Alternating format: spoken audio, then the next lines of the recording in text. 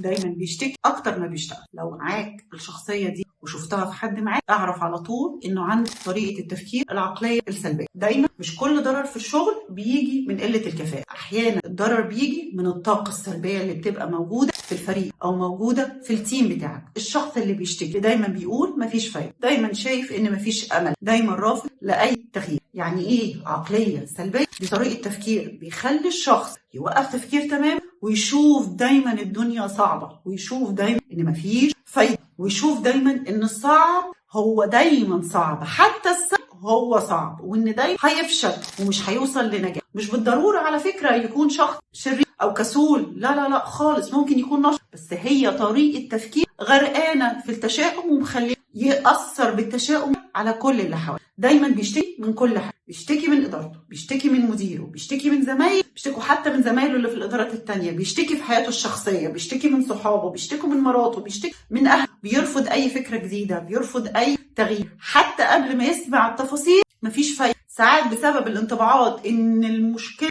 هي الدنيا كلها مفيش فايده فيها. ناخد مثال من الواقع. الشركه قررت تطبق نظام جديد، مواعيد، اجازات، اي حاجه، مش هيجيب نتيجه. احنا عمرنا ما عرفنا نغير حاجه في الشركه، احنا عمرنا ما قدرنا نعمل حاجه جديده قبل حتى ما يجرب ويشوف الموضوع هينجح ولا مش هينجح. لو انت مدير، ازاي تتعامل مع الشخصيه والعقليه السلبيه؟ اسمعوا مره واتنين، لكن ما تتحمسش قوي لسلبياته وتخليه ينشر. وجه الحوار معاه دايما، اديه حلول، حمله المسؤوليه، قول له مسؤول تعمل. طيب ايه شايف ايه؟ عشان هيحصل حاجه من يا هيحاول يغير طريقه تفكيره ويطلع منها من الشخص السلبي، يا اما طول الوقت هتفضل تزنقه، فهيجي في الاخر انه يطلع ويمشي من الفريق وتبعد السلبيات عن الفريق بتاعك. قرارنا مش قرارك لوحدك كمدير، هو نفسه عايز يطلع ويغير طريقه السلبيه، ولا هي سيطره ايه ومفيش.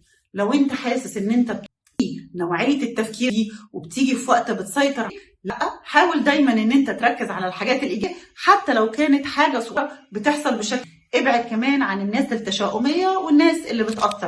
العقليه السلبيه مشكله ان هي بتاخدك وتنزل وتخليك تاذي نفسك وتاذي اللي حواليك، وبتخليك دايما بتتشاف ان انت شخص بيطلقوا عليه دلوقتي. احكي لنا وقول لنا، هل قابلت في شغلك قبل كده شخصيه سلبيه وعرفت تتعامل معاه؟ لا، قدر انه ياثر عليك. الكلام ده كله جاي من العلم جاي من حته دي فاكتور اوف ثيوري للشخصيات.